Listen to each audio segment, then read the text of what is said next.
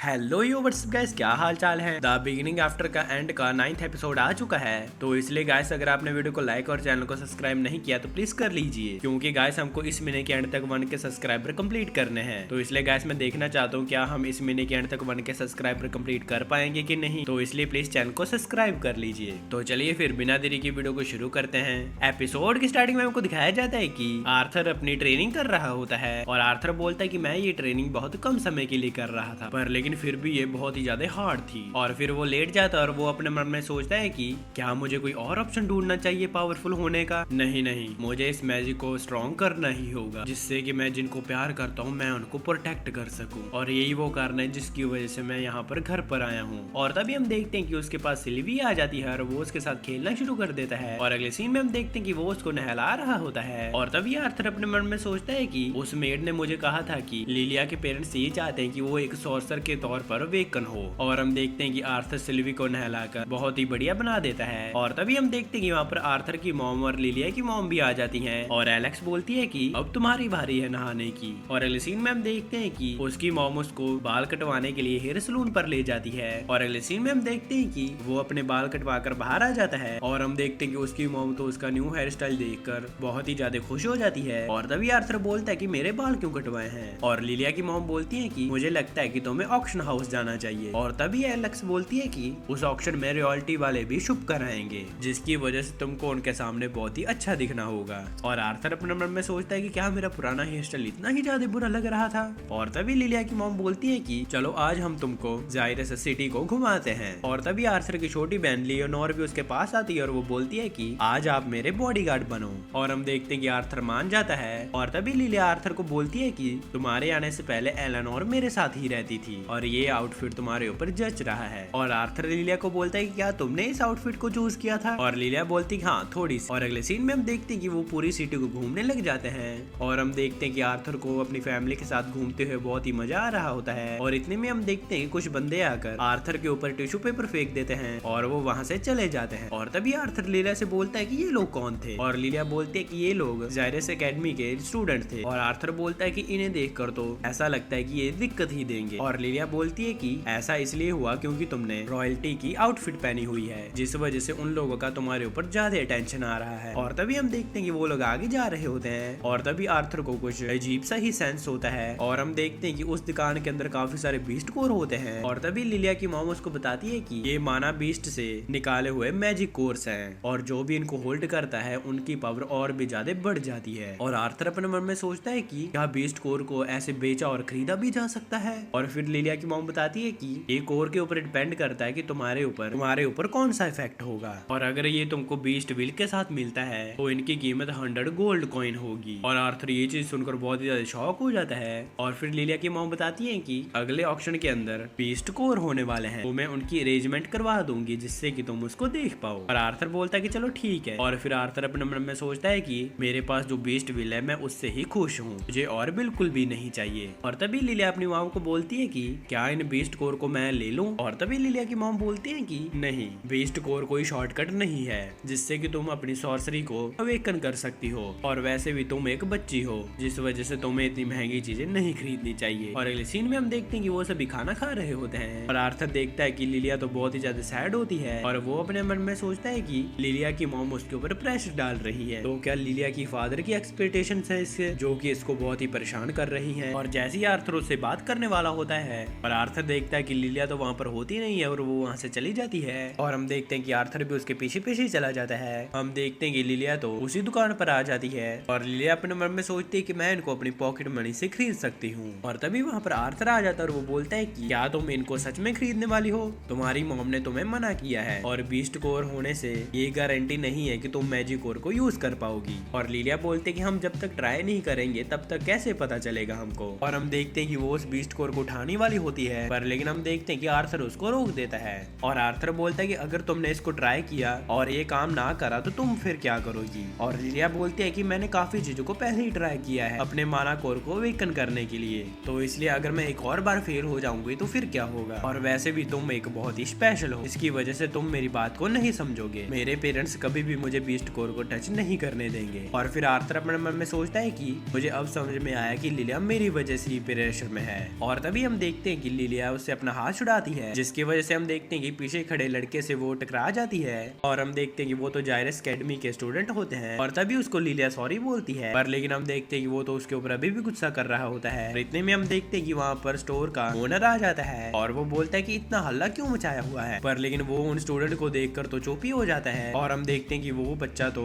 अपने मैजिक का यूज करने वाला होता है आर्थर के ऊपर, जिसकी वजह से हम देखते हैं कि आर्थर भी अपने मैजिक को यूज करने वाला होता है। पर लेकिन तभी हम देखते हैं कि वहाँ पर लिलिया की मॉम आ जाती है और वो बोलते हैं कि सभी लोग रुक जाओ और वो बंदे बोलते हैं कि आखिरकार तुम कौन हो और वो बोलती है कि मैं हेस्टन फैमिली की मेंबर हूँ। अगर तुमने कुछ भी करने की कोशिश की तो तुमको पता ही है कि तुम्हारे साथ क्या होगा। और फिर वो बात करने लग जाते हैं कि ये तो वही फैमिली है जो कि ऑक्शन करती है एकेडमी के साथ, तो इसलिए अगर हमारे बारे में डायरेक्टर को पता चल गया तो ये बहुत ही बुरी बात हो जाएगी, क्योंकि हेस्टन फैमिली एकेडमी के लिए काफी बड़ी डोनेशन लाती है। और हम देखते हैं कि वो वहाँ से जाने लगते हैं और तभी आर्थर उनके पीछे जाने वाला होता है। पर लेकिन हम देखते हैं कि लिलिया उसको रोक देती है और अगले सीन में हम देखते हैं कि वो सभी घर पर आ जाते हैं और हम देखते हैं कि लिलिया के फादर ये चीज सुनकर बहुत ही ज्यादा शॉक हो जाते हैं। और तभी लिलिया की मॉम बोलती है कि पर लेकिन मैंने टाइम पर आकर उस लड़ाई को रोक दिया था। और तभी एलेक्स बोलती है कि मुझे तो उन बच्चों की चिंता हो रही थी, कहीं आर्थर उनकी वाहट न लगा दे। और तभी लिलिया अपने फादर से माफी मांगने लग जाती है और लिलिया के फादर बोलते हैं कि कोई बात नहीं। और फिर वो आर्थर को बोलते हैं कि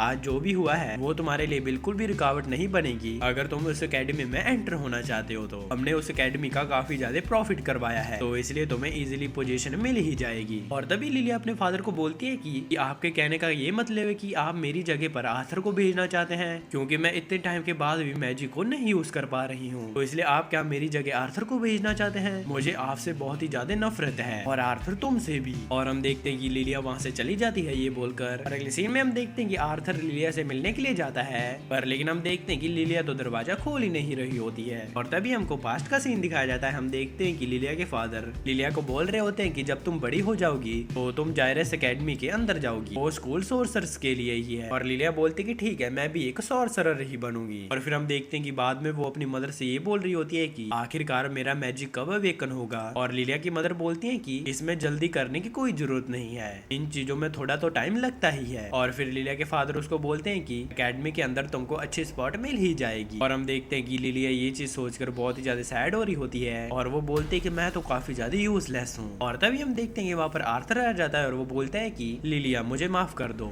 और आर्थर अपने मन में सोचता है कि माफी मांगने से मैं थोड़ा एरोगेंट लगूंगा। और इतने में लिलिया भी बोलती है कि मुझे भी माफ कर दो, मैं तुमसे जेलस हो रही थी क्योंकि तुम अचानक से आए, तुम्हारे पास बहुत अच्छी पावर्स भी हैं, तुमने मेरे डैड का टेंशन बहुत ही आसानी से पा लिया, मुझे माफ करना, ये मेरी ही गलती है कि मेरा मैजिक अवेकन नहीं हुआ, कितना ही ज्यादा टाइम पास ही क्यों ना हो जाए, मुझे पूरा यकीन है कि मेरे पेरेंट्स मुझे हेट ही करते हैं। और आर्थर बोलता है कि हाँ मुझे ये फीलिंग पता है। और हम देखते हैं कि ये बोलकर वो लिलिया के फेस को पकड़ लेता है और आर्थर बोलता है कि तुम्हें पता होना चाहिए, मैं भी ये बोल सकता हूँ कि तुम कितनी ही ज्यादा हार्ड ट्रेनिंग करती हो, तुम अपनी पूरी कोशिश कर रही हो, इस बात का तो मुझे भी पता है और तुम्हारे पेरेंट्स को भी पता होगा। और जब मैं अपने पेरेंट्स से खो गया था तब भी एक ऐसी ही लड़की थी जिसने मुझे ऐसे चीयर अप किया था। और हम देखते हैं कि आर्थर उसको अपने माना की मदद से लिलिया को वही फायर फ्लावर्स दिखाता है और आर्थर बोलता है कि उसी लड़की ने मुझे ये भी करना सिखाया था और ये मेरे फेवरेट फ्लावर्स हैं। और फिर आर्थर बोलता है कि तुम्हारे पेरेंट्स को पता है कि तुम कितना ज्यादा हार्ड ट्रेनिंग कर रही हो और तुम्हारे फादर की एक्सप्रेशन मुझ पर बिल्कुल वैसी है जैसे कि एलेनोर पर है, मैं उनके लिए थोड़ा सा अलग हूँ जिसकी वजह से वो मेरे अंदर इतने ज्यादा इंटरेस्टेड हैं। और हम देखते हैं कि लिलिया भी ये सुनकर हंसने लग जाती है और वो बोलते हैं कि मेरे फादर ये चाहते हैं कि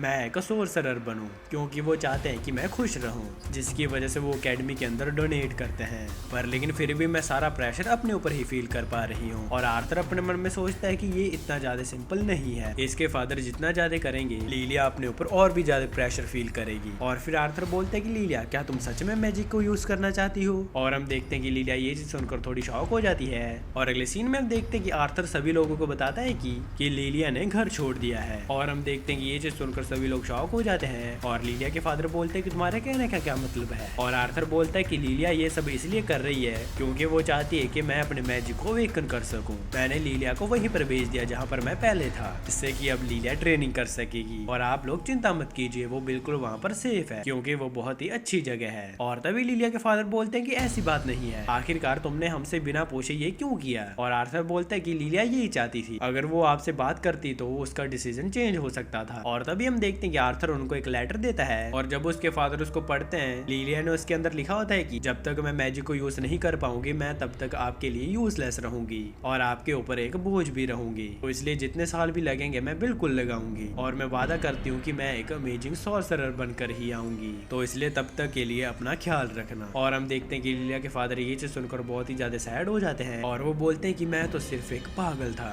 मैं तो ये चाहता था कि लिलिया हमेशा ही खुश रहे। लिलिया को सॉर्सरर बनने की कोई जरूरत नहीं है, बिना मैजिक के भी लिलिया मेरी ही बेटी है और मैं उसको बहुत ही ज्यादा प्यार करता हूँ। और तभी आर्थर बोलता है कि लिलिया क्या तुमने सुन लिया? और हम देखते हैं कि लिलिया तो छुपी हुई होती है और वो बाहर आ जाती है और आर्थर लिलिया को बोलता है कि मैंने कहा था ना, बिल्कुल वैसा ही है। और तभी आर्थर बोलता है कि ये सब कुछ झूठ था, मुझे माफ करना ये सब कुछ करने के लिए, इसमें सारी मेरी ही गलती है। मुझे पता है एक बच्चे को खोने का पेरेंट्स को बहुत ही ज्यादा दर्द होता है, मैंने इसी चक्कर में अपने पेरेंट्स को भी सफर करवाया, तो इसलिए मुझे भी माफ करना कि मैंने आप लोगों को भी ये फील करवाया, पर लेकिन ये जरूरी था आप सबको सिखाने के लिए। और फिर लिलिया के फादर बोलते कि हाँ तुमने बिल्कुल ही सही किया, गलती मेरी ही है, मैं काफी ज्यादा लापरवाह था। और फिर वो एलेक्स और रेनॉल्ड से बोलता है कि तुम्हारा बच्चा काफी टाइम बाद घर आया था और मैं सीधा उसको एकेडमी में भेजने की सोच रहा था, मुझे इसलिए माफ कर दीजिए। लिलिया तुम भी मुझे माफ कर दो, तो इसलिए अब तुम्हें एकेडमी के अंदर जाने की कोई जरूरत नहीं है, भले तुम सॉर्सरर नहीं हो पर लेकिन मैं वादा करता हूँ कि मैं तुमको हमेशा ही खुश रखूंगा। और फिर लिलिया ये चीज सुनकर खुश हो जाती है और वो बोलती है कि नहीं पापा, मैं एकेडमी में जाना चाहती हूँ, भले मैं अभी नहीं जा सकती हूँ पर लेकिन मैं सीखना चाहती हूँ कि मैजिक को कैसे यूज किया जाता है, मैं एक ऐसे तरीके की सॉर्सरर बनना चाहती हूँ जो कि लोगों को खुश रख सके, बिल्कुल ही आर्थर की तरह। और हम देखते हैं कि उसके पेरेंट्स ये चीज सुनकर काफी ज्यादा खुश हो जाते हैं और वो बोलते हैं कि हमें पता है कि तुम ये जरूर करोगी। और फिर आर्थर बोलता है कि चलो ठीक है, अब मैं लिलिया के माना को वेकन करता हूँ। अगले सीन में हम देखते हैं कि आर्थर लिलिया और एलेनोर को